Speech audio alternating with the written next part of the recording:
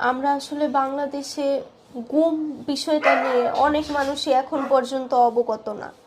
বিগত সরকারের আমলে যখনই কেউ গুম বিষয়টা শুনতো মনে করতো যে তারা নিশ্চয়ই সন্ত্রাসী বা জঙ্গি বা বড় কোনো ধরনের ক্রিমিনাল ছিল, এজন্য তাদেরকে এভাবে গুম করে ফেলা হয়েছে, কারণ তারা খুব শীর্ষ কোনো অপরাধী। যখন এই গুম বিষয়টা নিয়ে আমরা প্রকাশ করতাম কোথাও, আমাদের কিন্তু হেনস্থার শিকার হতে হতো। আমরা কোনো বাসা ভাড়া নিতে পারতাম না, আমাদের মিথ্যা কথা বলতে হতো যে আমাদের বাবা বিদেশে থাকে।